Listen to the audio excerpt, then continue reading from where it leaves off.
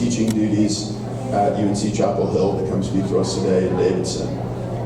This event is hosted by the Davidson College Free Speech Alliance, but it is made possible entirely through the generous support of Davidsonians for freedom of thought and discourse, particularly through the generosity of John Craig, Steve Smith, Jim Martin, Jim McNabb, Kevin Cook, and Savannah Damon. We're thankful for their support, and we look forward to continuing our relationship with them in the future. The mission of the Davidson College Free Speech Alliance is to help ensure a learning environment at Davidson College that is ideologically balanced and that promotes a lively and fearless freedom of debate and deliberation. As part of that mission, the Free Speech Alliance is committed to fostering civil discourse and promoting free speech in higher education. That's exactly what we're doing here today as we welcome Professor Mark McNeilly to our campus. Professor McNeilly has been actively engaged for several years in changing campus culture and promoting institutional neutrality, researching self-censorship on campus, and studying tenure and free expression. He initiated the adoption of the Chicago Statement by UNC faculty, co-authored research on student self-censorship for 8 North Carolina system universities, is a co-founder of UNC's heterodox campus community called Heterodox Heals. He created a UNC faculty listserv to discuss academic freedom issues, created an academic freedom resource website, works with UNC Alumni Free Speech Alliance to help host their events, and writes and speaks on these issues within the state and nationally. He's a member of UNC's Committee on Academic Freedom and Free Expression, the creation of which he initiated, and an advisory board member of its program for public discourse. We understand that many of us in this room may disagree or otherwise feel strongly about what Professor McNeilly has to say, which is great. Constructive disagreement is a central element of our mission here today. However, if you'd like to voice your disagreement or otherwise have questions or comments for Professor McNeilly, we ask that you please hold those until the end during the Q&A portion of his presentation. So with that in mind, and without further ado, please welcome Mark McNeilly to Davidson's campus.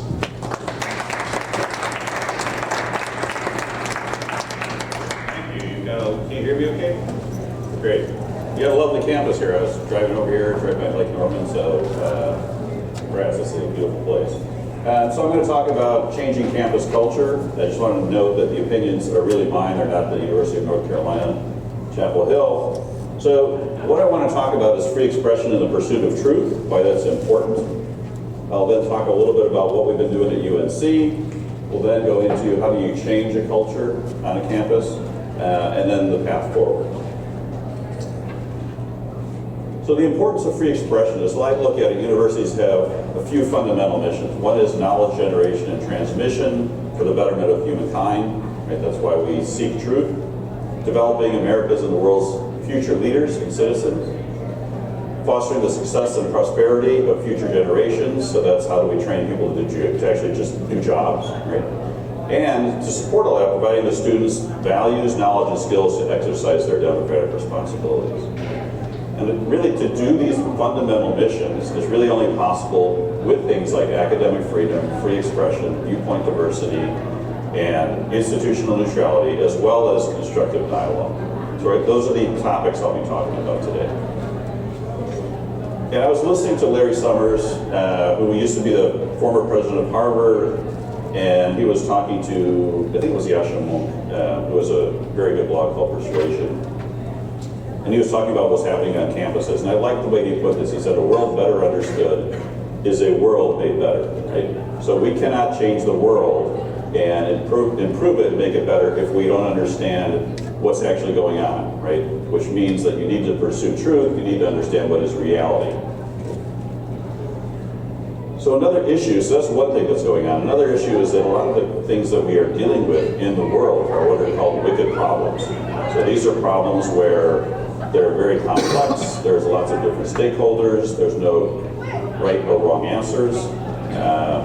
They straddle multiple disciplines. And so these are things like immigration, social safety net, healthcare, climate change, nuclear weapons, social justice, all these things are very complex issues. Right? There's no one answer to them. And so what we need to do, and this really gets back to constructive dialogue and engaging with someone in good faith, is, and this comes from a guy named Dr. Martin Carcassonne. He said, there's a shift of four shifts that we need to make. One is moving from wicked people to wicked problems. Too often we figure out or believe that people on the opposite side are evil, right? They lack any moral compass, and so we shouldn't even engage with them. Moving from adversaries to collaborators to solve the actual problem that we're trying to address. Shifting from inciting the worst in human nature to bringing out the best in human nature. Again, we can only do that if we see the people we are acting with as human beings. And then shifting from facts as cherry-picked ammunition or fake news to facts as tools to address wicked problems together. And one of the problems we have in discourse today is actually, there's been research that's been done that looks and says, you would think that college students would be the best at changing their minds because they're very intelligent, right? They learn how to argue and build cases. They tend to be the highest in motivated reasoning, and they're very good at it because we've taught them how to, find facts and build strong cases, right? So those of us that are highly educated tend to be harder to move off of positions because we've really researched them well and we're used to arguing them. And so solving wicked problems is only possible via constructive dialogue. So that's going to be one of the fundamentals, right? If we can't engage constructively, we can't solve these problems, and we can't understand the truth about these problems in order to move forward. So one of the people that we invited here just a couple of weeks ago with the UNC Alumni for Free Speech Alumni Alliance, as well as our Heterodox Heels group, was Jonathan Haidt. So Jonathan Haidt wrote the book, The Coddling of the American Mind. Anyone read The Coddling of the American Mind? It's a really good book. I highly recommend it to you. Kind of relates why are we having the problems we're having on campus today. And he spoke about the need for truth, and he said the universities have to really pick a telos, right, their mission for being. And unfortunately, too many universities have picked social justice, especially public service or public universities, but even private universities, right, over truth, right? They have seen that as their mission. How do we pursue social justice, whether it's versus truth itself, right? So we need to go back to that fundamental mission. Now, why is that a problem if we're choosing social justice? Well, if you look at what's happening on campus today, especially post-October 7th, the entire world is viewed very simplistically, right, instead of in a complex manner, of oppressor versus oppressed. Right? And so this is in an October 7th worldview, right, the Jews in Israel is the oppressor and everyone else, and the Palestinians are the oppressed. That's why you have a lot of the issues on campus that you're seeing. And the other part of whenever you pick a side on something, usually there is truth in that side, right? There is truth in some of the things that social justice talks about, but it is only one side of the story. You need to really understand both sides. So there's elements of truth in many ideologies, but they don't tell the whole truth. And so you need to have these constructive dialogues to pull out the whole truth. So as I talked about, one of the issues with it is very motivated reasoning. There's cherry picking of facts to support the preferred solutions of social justice. There are things that are off limits to speak about. Right? There are certain things you can't speak about or views that you cannot express. There's very much a flavor of fragility. I cannot really go off and challenge people's ideas because I am somehow denying their humanity. Right? There's the whole idea of cancel culture. So what a lot of the professors that I speak to and students as well are afraid to speak out. They're afraid to speak out because they're afraid they're going to be canceled. Now, whatever that means for them, it could be I don't get a social group to work with anymore or belong to anymore, or all the way up to people don't want to, for professors, they don't want to write with me or author journals anymore, journal articles anymore, or I can get fired, or I can get put in the basement of my building, right over by the bathroom. As I mentioned, it's a very oversimplistic view of the world. And so Yasha Monk, who's a professor at Johns Hopkins, he wrote a book called The Identity Trap. He kind of tried to understand, well, what is this ideology that's in institutions today? So he really said there's three pieces of it here that are the issue. So the primacy of identity categories, so the belief that race, gender, and sexual orientation are the fundamental and pretty much only lens by which to view the world. And these are the lenses, as I said, to view everything that happens. So again, when you compare to wicked problems where there's complex issues that we have to deal with multifaceted, it's a very simplistic lens in which to view the world. A critique of the universalist values that the country was built on. So neutral laws, universal values like the Constitution, They see that as being used to perpetuate racism and sexism, and remaining not to see no improvement over what has happened in the past. So from slavery to today, there's actually, in many of the reviews, there's no improvement. If you read any of the articles, or many of the articles on racism, typically they'll start with something that happened in the 1960s and the 1950s. Just an interesting thing. So the next time you read one of those articles, see where they start the article, right? And the assumption is nothing has ever changed. A rejection of universal rules for identity-based treatment. So the idea of like, okay, we're going to dismantle things like what we're having here, free expression, equal rights to private property, and implement policies that explicitly identify one's group, one's identity group, over others, right? And give them favorable treatment, or if it's not a group that they see as or if it's a group that they see as an oppressor, they give them unfavorable treatment. And the problem is this hasn't just stayed in the universities, right? So a lot of times people say, oh, yeah, that's, university world, that's kind of a crazy world. But once you get out in the real world, this stuff doesn't have any impact. It's moved into government, obviously, and been encoded in our laws and how those laws are carried out. And it's also being gotten into business as well, into HR departments. So it hasn't stayed on campus. It's been perpetuated also through social media. So it's a very powerful force that's being dealt with here. And the idea, we always think of, with the United States, we're always going to be free, we'll always have these rights. I just saw this thing this morning. For the last 18 years, there's been a decline in global freedom.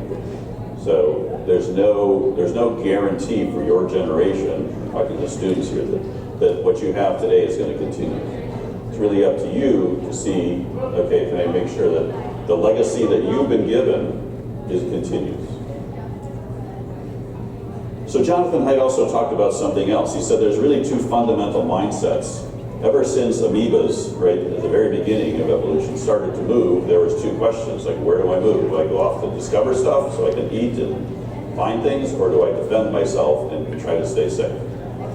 And the world of the university should be the discovery mode, right? It should be the mode where you're exploring ideas, where you're engaging with people, you're engaging with books, right?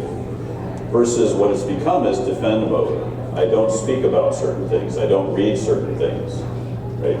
And don't say things that are going to hurt me. So this is the dichotomy we have now. We have moved universities from the pursuit of truth and the discovery mode into the mode of I'm going to defend myself, right? And I want to be kept safe. And I speak a lot about AI. I'll have one slide in here about AI.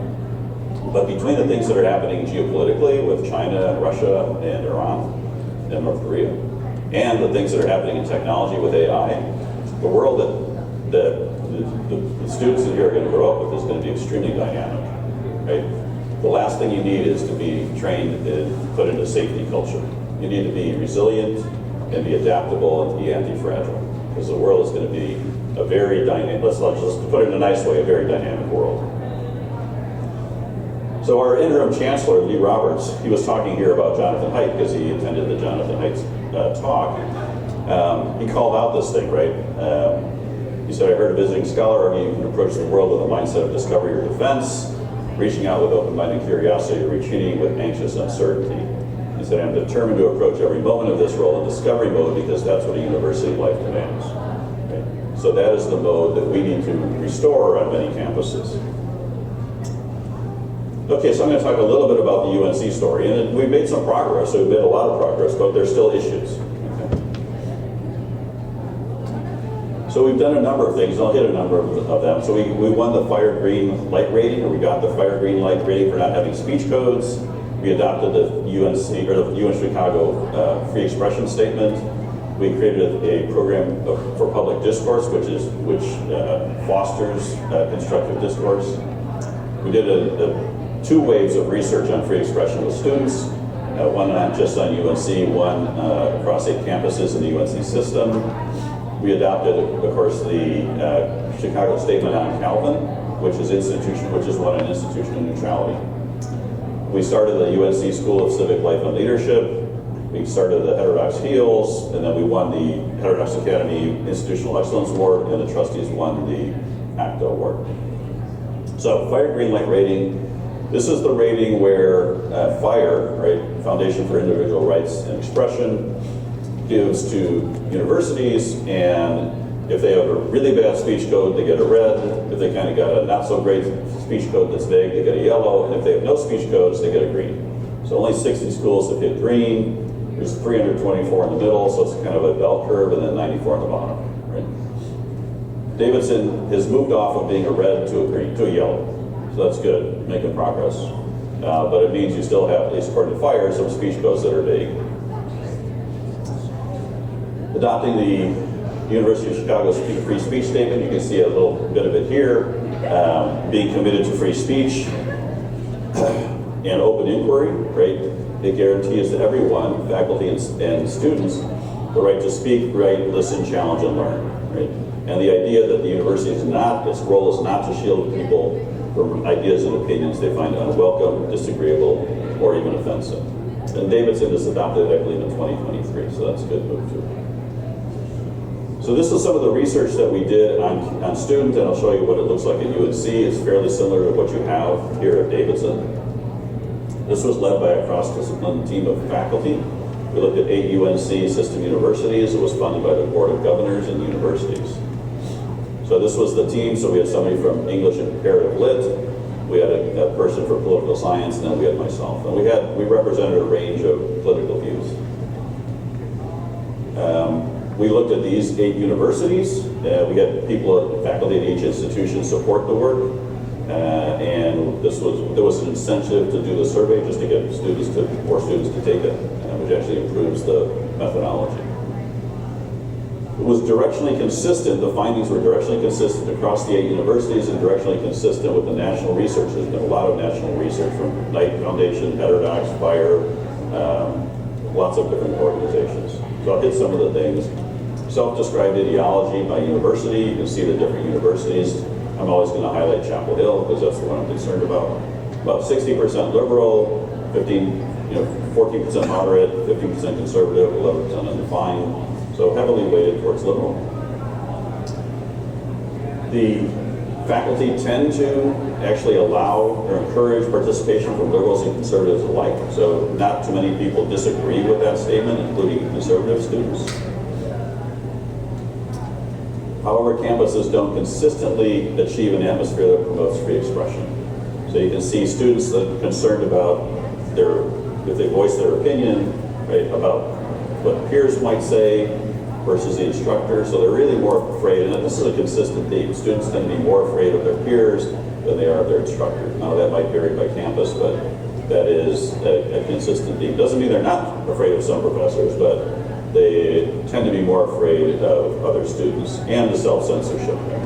And the self-censorship includes not just conservatives, but liberals as well. These were things that people were okay with doing. So willing to create an obstruction for a speaker, 16%, fire a professor for saying something that they felt was offensive, or reporting another student for saying something that was offensive. What we found also was a finding that was conservative students, not as a big surprise, faced distinctive challenges. So that they were concerned about their peers, right? 83% were concerned about their peers, concerned about their professor, 72% of conservatives, and self-censored more than once, 54%. And even moderates were there at 21%. And there was really no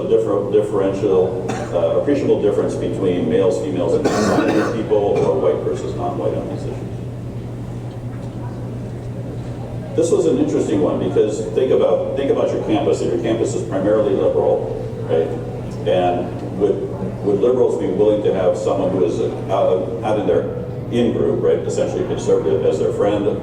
36% wouldn't want one as their friend. 34% wouldn't want them as their classmate. 20% didn't feel they were an important part of the campus community, and 24% didn't think faculty were an important part of the campus community. Versus conservatives, not perfect, but much fewer numbers than what you see there, right? So if you out yourself as a conservative, right, your dating pool your friend pool is already smaller because there's no fewer conservatives. But now if you out yourself as a conservative, you're like totally blowing away any chance of, getting being friends or dating someone on the opposite side, or at least of these folks. Okay. These were some of the views they had of conservatives versus liberals. So pretty low in terms of how many liberals thought conservatives were intelligent, fairly high in terms of how many conservative students thought their conservative peers were racist and condescending. Conservatives tended to believe that liberal students were intelligent, but they also felt that they were pretty much 100% felt that they were condescending. The good news was that students across the political spectrum wanted more opportunities to engage with those that think differently. So this was the good news out of this. There's too few opportunities to hear conservative speakers, even liberals, like the third of liberals agreed with that. Too few opportunities to engage constructively. Half of liberals agreed with that, and 67, two-thirds of conservatives. And this is what Abraham Lincoln said during the Civil War, right? Do I not destroy my enemies when I make them my friends? So if you think about that, right, how do we would like to, destroy my enemies. Well, how do you do that? There's a couple of ways. The best way is to make them your friends, right? Engage with them through constructive discourse. Get to know them as individuals instead of caricatures. So looking a little bit at Davidson, this was from the Fire Free Speech Survey. You're kind of in the middle, right, as far as average. They looked at a number of different things. So comfort expressing ideas, that's not too great.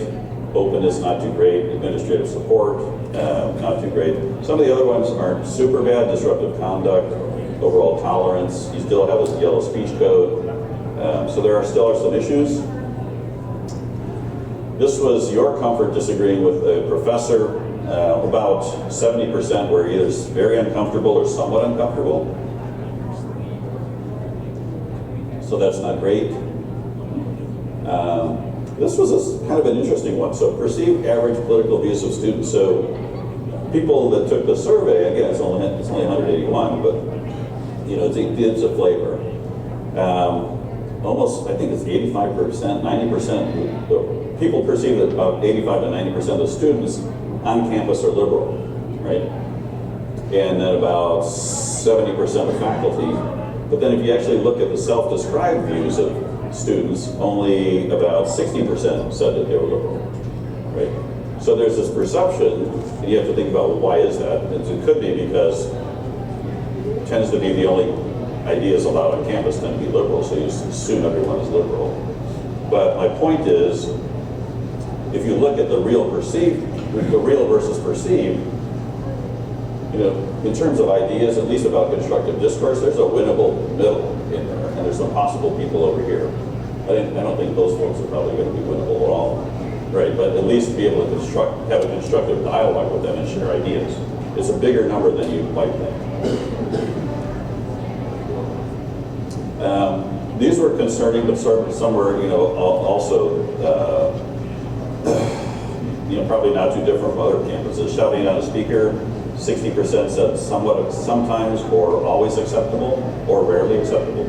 30% said it was acceptable at some point, and then for blocking students, and then 20% using violence to stop campus speech.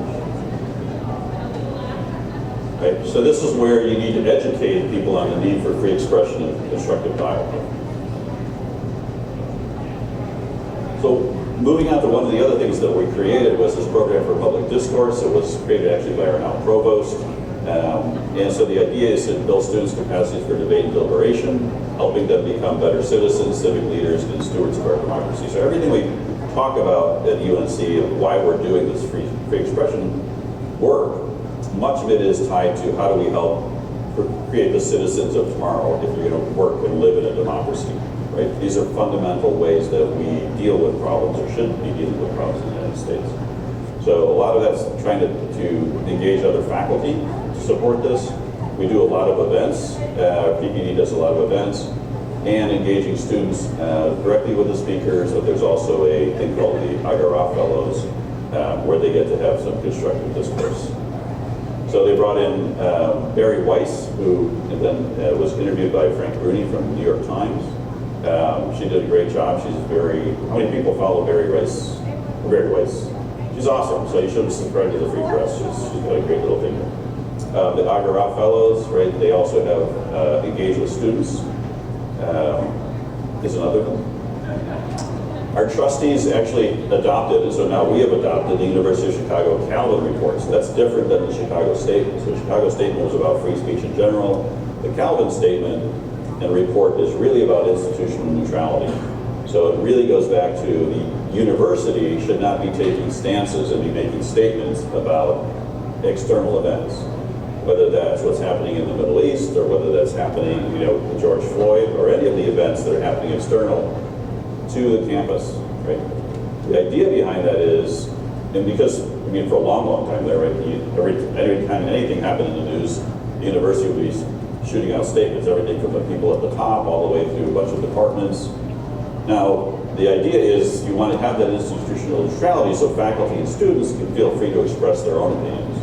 So the idea is the institution takes no stand in order to allow faculty and students to have free expression.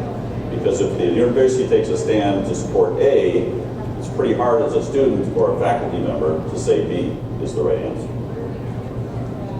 So Heterodox Academy, Academic Freedom Alliance, and FIRE have just created a call for institutional neutrality.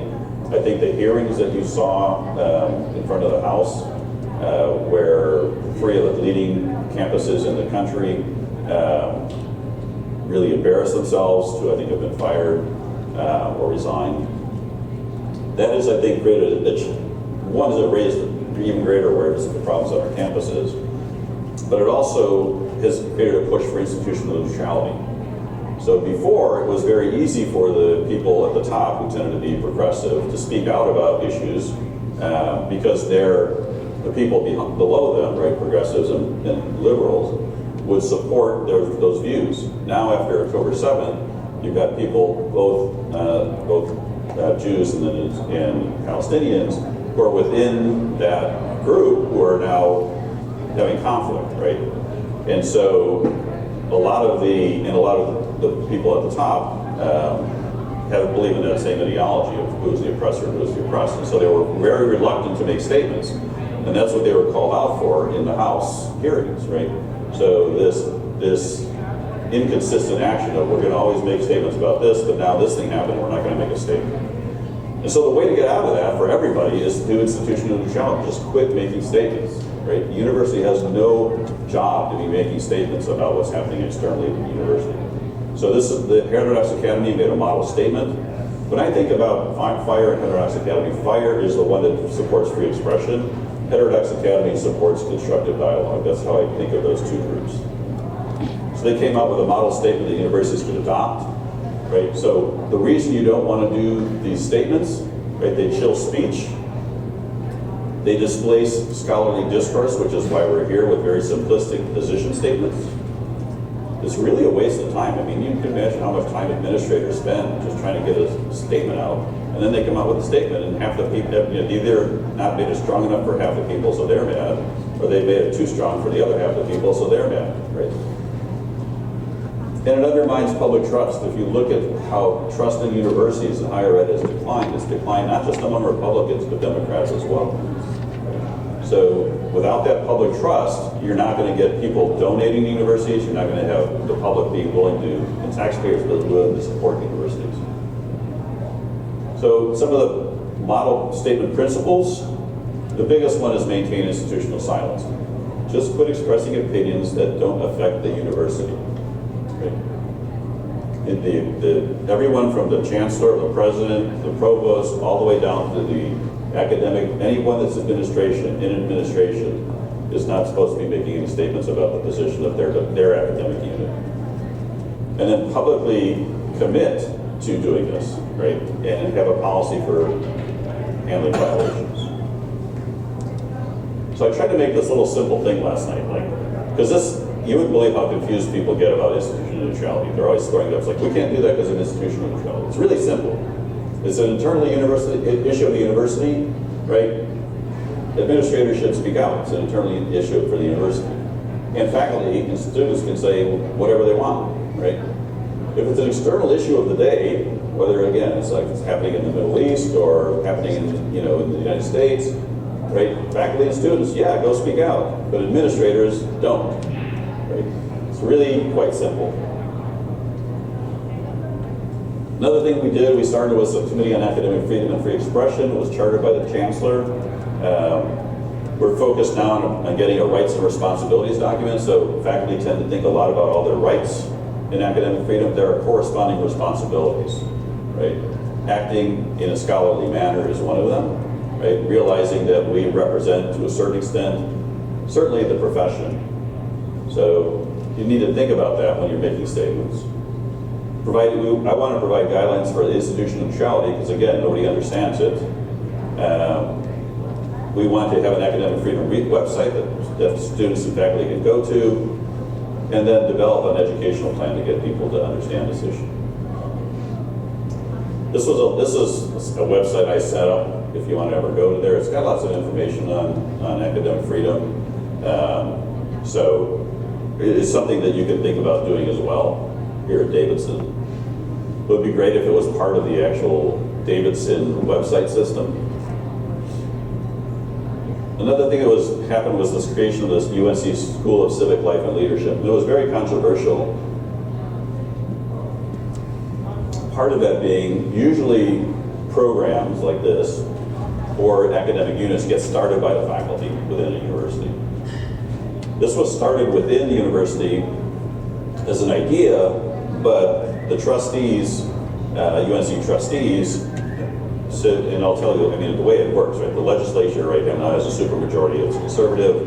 They appoint the board of governors, which tends to be conservative, and out of that, they appoint the board of trustees. So, board of governors look over the whole UNC system, all 13 or whatever, 14 units, or 16. The trustees are for each individual institution. So UNC has its own set of trustees. So that group tends to be conservative, and so they actually passed a resolution starting the school, and the faculty was up in arms about that. And they were also concerned because they thought it was going to bring conservative ideas on campus. And it's be surprised how many faculty don't believe that any conservative ideas belong on campus.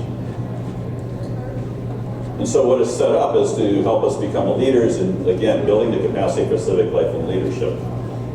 So one of the program for public discourse was great, but it really only did events and did some things for students, right? This is going to be operating at a greater scale, so at least as I understand it, right? I'm not part of this school. I might be teaching a class in it, we'll see. But it's really about how do we get to scale to teach students constructive dialogue. And so it's public facing, so we want to model, again, effective public discourse.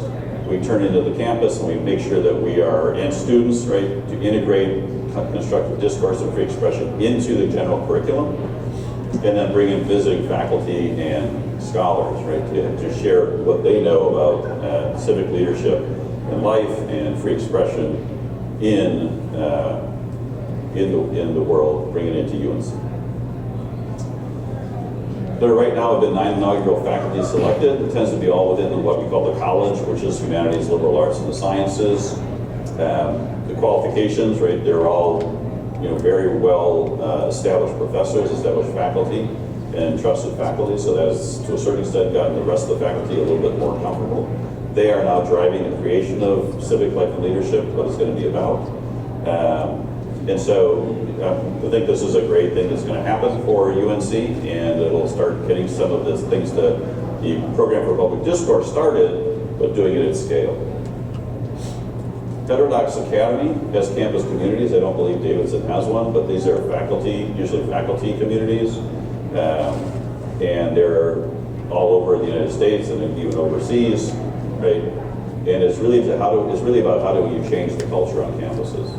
And so they host monthly gatherings, they host speakers, practical workshops, work with institutional leaders on policies. So our group was founded in February of 2023, so about a year ago now. It's 60 plus faculty, and we're growing. It's across the campus, so we have people from multiple disciplines. And we do a lot of dinners, so it's just getting faculty together to talk about academic issues. And for a lot of them, it sounds funny, but it's like a therapy session, because they finally realize they're not the only people on campus who think like they do, right? Or the other part is they say, this is what I thought campus life was going to be like. That we would be discussing big issues around the table with other faculty. And one person said, this is the first time in her many years of at a university that she actually felt like she was experiencing academic life. We bring in speakers, like we brought in Jonathan Haidt. You folks, I think I bring in Nadine Strawson. We're going to bring her in, I think, the day before. We're working on policy, and we're actually due to do a presentation to our trustees on the 27th of March. And this is the stuff we focus on, right? In the service of better teaching and better research, we focus on free expression, constructive dialogue, viewpoint diversity, and institutional neutrality. Some other things that are happening around the world are the United States, the University of Pennsylvania has their faculty calling for a new constitution, or some of their faculty recommitting the University to free speech principles, which I think is a great idea, so also think about it. And this is some of the things that are in there, right, that they talk about: institutional neutrality, political neutrality, civil discourse, intellectual diversity, respect and tolerance. Okay, so let's talk a little bit about what's been happening on campus since October 7th. I'm going to talk primarily really about UNC. So this was like the first protest that we had post October 7th, and they had a bunch of people in front of our library. And there were Jewish protesters over on this side. So this was a call, right? So this was, Students for Justice for Palestine. They used the paraglider symbol, right, of the people that came, the paragliders that came in, and I think it was 200 people they massacred at the, or took captive at that music festival. So that kind of gives you a flavor for the approach, right? This got all messed up. What happened?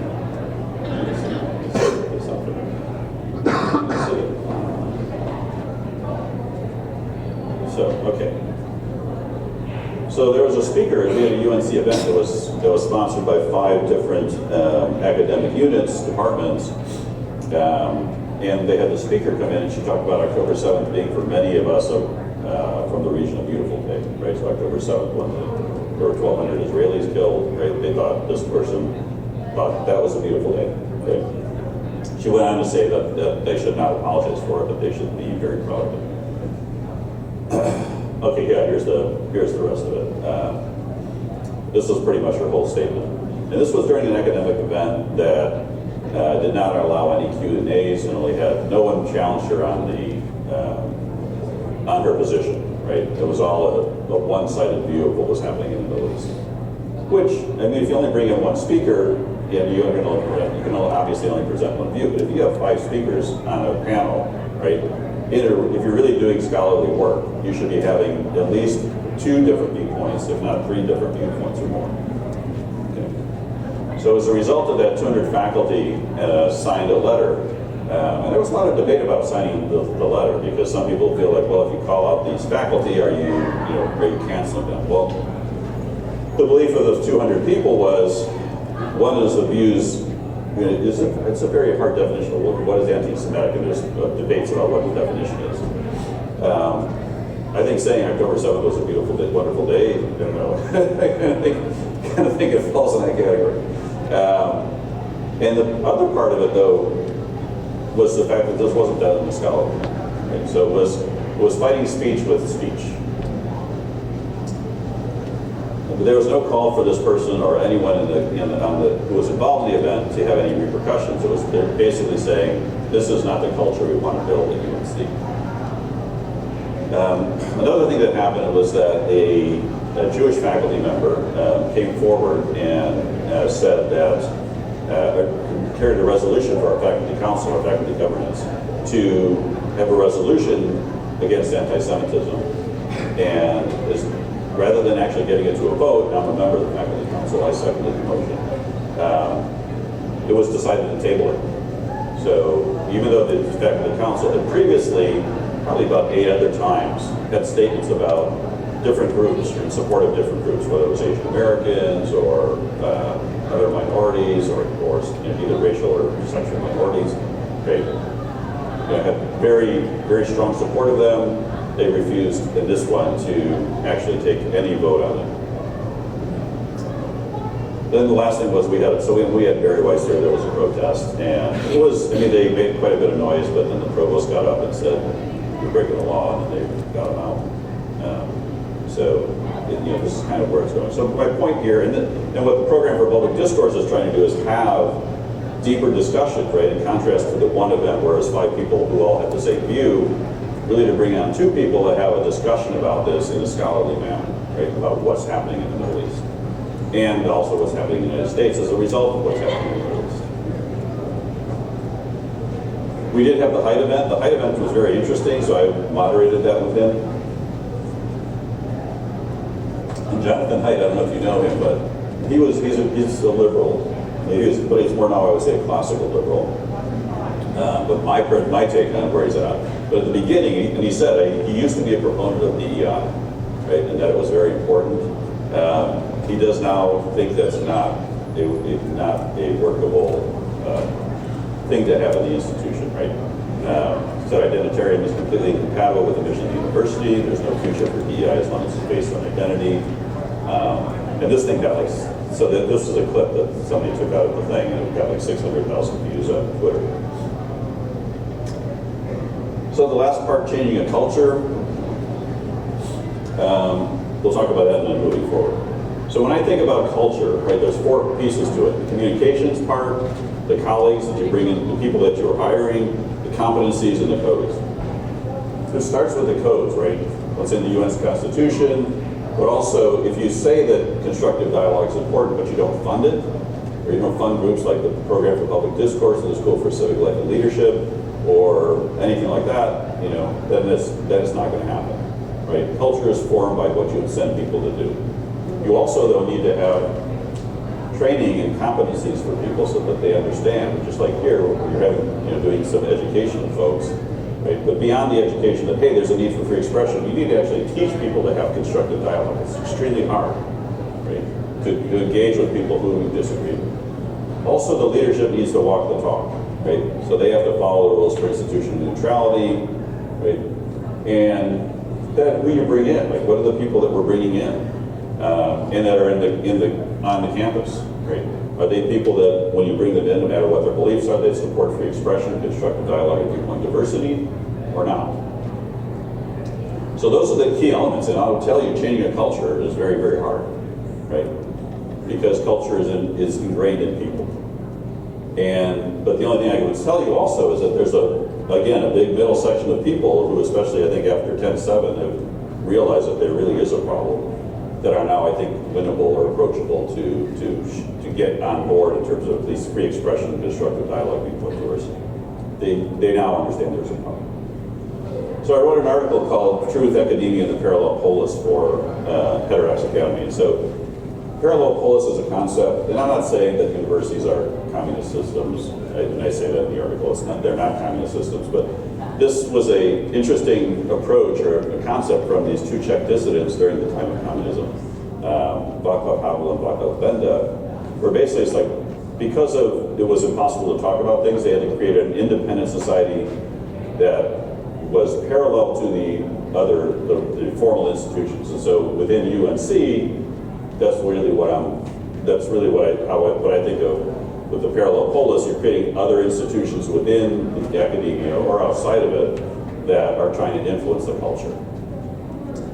And so I'm going to do a little excursus into AI. So when you create pictures from AI now, they don't only give you the picture, but they explain what the picture is about. So it explains this picture, and basically it says, hey, there's sort of the old traditional university up there, and they're not allowing a lot of free expression, but what's really happening underground is all these students and faculty are meeting together and exchanging ideas, and it's a very vibrant community. So that's kind of capturing the idea of a parallel polis. So it's the creation of parallel organizations that are independent to a certain extent of the larger organization, but they encourage reform efforts. It's about living in truth in those organizations, rejecting dominant ideologies, and living by your authentic beliefs and values. Advocacy for the academic freedoms that we think are important, but then also engaging with the university structures, right? Sitting on committees. People don't like to sit on committees, but those are the things. It's the formal governance system that runs the university. So you really need to engage with the people in leadership and in the processes and in the organization in order to be successful.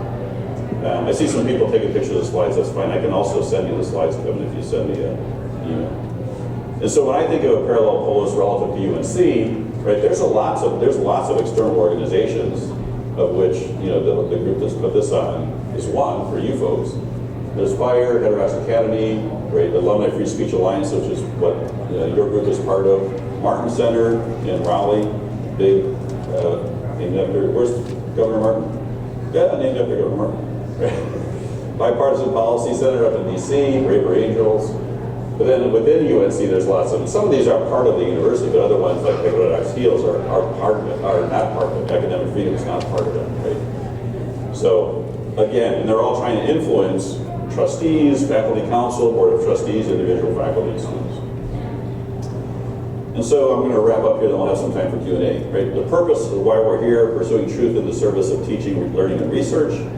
Our principles are really pursuing truth in all endeavors, trying to win the middle, and do that through adhering to scholarly principles and always returning to those, maintaining the high ground. How do you do that? Gather allies, use the processes in the university, right? With the Chicago statement, I was able to use the process of the faculty governance system to help work that through.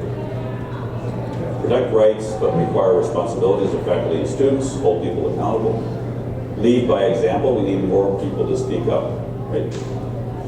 Be logical, use data, be consistent.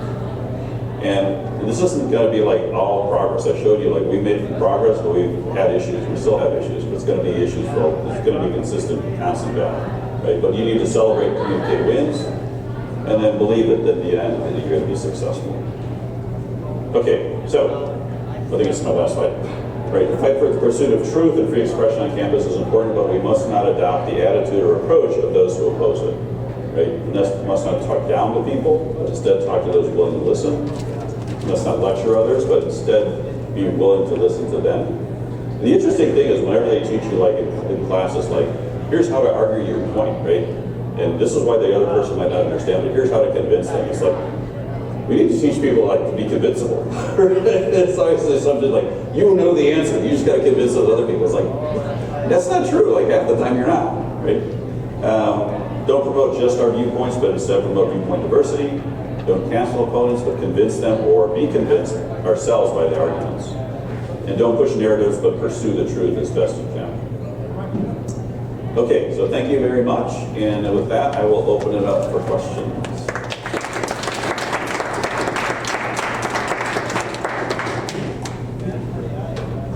Yeah, go ahead. Thank you, Professor. One of your first slides was that you were drawing this picture of social justice, black and white. Yeah. And generally the public discourse for me is very important because it allows people with different backgrounds to come together and discuss different issues. Yes. And very frequently this background is shaped by things like our race, our ethnicity. So do you think social justice and truth are mutually necessarily exclusive? And do you think universities and institutions can work better to maybe pursue both in the same way if you think it's possible? I think if you can pursue social justice, but also be open to the truth. So I don't think it's. But the problem is always what's the ideal and what's the reality. So if you think about the ideal, I would say of DEI, right? Of diversity and inclusion and equity, those are some great ideals, although the equity part is more about equality of outcome versus equality of opportunity, so I'm not important with that. But DEI as the ideal would be diversity, which means includes everybody, right? Which includes white males. Right? Inclusiveness would be I include everybody, not just certain minority groups, but I include like white males, right? Or other groups, right? Or whites in general, or the rich and the poor, right? But how it's actually practiced is not that. It's very exclusive of certain groups. It welcomes certain groups and not others. And then I think what happens when you get attached to an ideology and it gives you a single lens to look through the world, which can be a useful lens, but if that's the only lens you look through, that's a bad lens, right? That's not sufficient. So if you are promoting social justice, I think you should be able to do that on campus. But I think you should also, as you say, have constructive dialogue and be listening to other people and listen to other people. Unfortunately, one of the challenges with people who are very ideologically committed to social justice, they're not willing to listen to people who are not committed to, don't see the way to solve the problems that social justice is trying to solve in the same way that those who promote social justice try to solve. Is that clear? That's right. Other questions? Surely, I'll say so.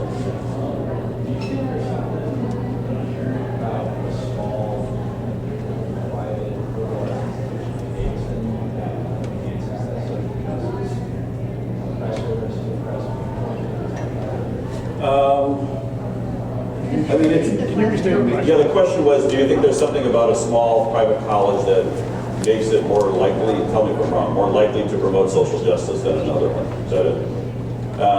I would say there's a yes and no, right? I mean, social justice is promoted on public universities all the time, right? UNC's no exception, right?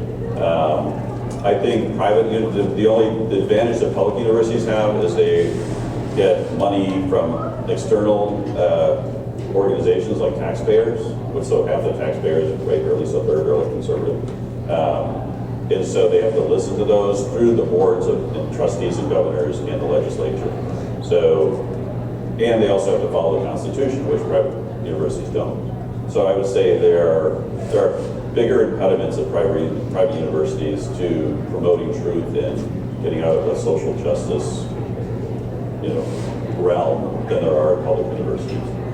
In red states, public universities in red states are better able to do that than private universities, and especially private universities in private blue states. We've got time for probably one more question. Okay, one more question. Yes, sir. A lot of universities say they like align with social justice issues.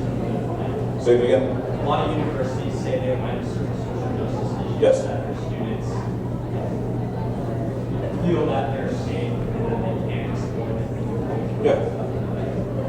And I guess my one thing is like some of those rights maybe aren't limited to certain minority groups like college and Yeah. students that Yeah. Right. my thought process is I do feel it is important that students do these things, particularly these. Every Yeah. university has something against it. Yeah. I think we can all get that, but I think where's that balance between your open-minded so that your students do feel safe to share diverse opinions? Yeah. Where Yeah, that's so- in line with that. Yeah, so, I mean, so the question was, how do you avoid things like hazing and have some level of safety so people can express opinions? So the classroom should be that, quote, safe space to express a wide variety of opinions, right? And also you're not, hopefully in the classroom making people drink alcohol like you would be hazing. But it should be a place where everyone can have a chance to freely express themselves, and so it's safe from that standpoint. And if you still want to have your own groups and go off and talk about conservatives should be able to meet with conservatives, liberals with liberals, progressives, right? You should all have your own places where you can go meet. But if the conservatives go have an event, then it shouldn't be shut down by other people, right? Or if you're having a classroom and you're, as a professor, allowing everyone to express views, and someone expresses a view that a student doesn't like, it shouldn't be put on social media and get fired. Right? So that's the distinction. So yeah, you should allow all the views in the classroom. And all, of course, gets a little tricky, but the vast majority of views, I tend to be a free speech activist in terms of being allowed to do those things. So allow those discussions, but don't allow people to get canceled or get in trouble for expressing views. Okay.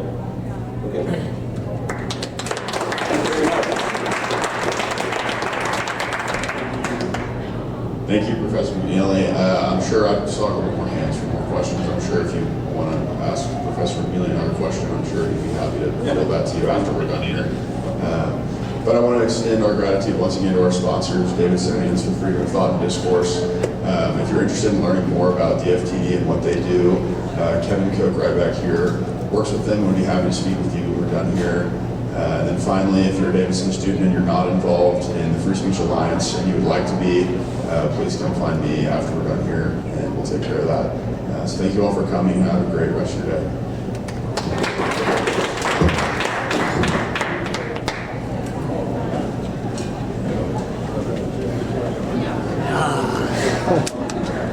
I want to make sure.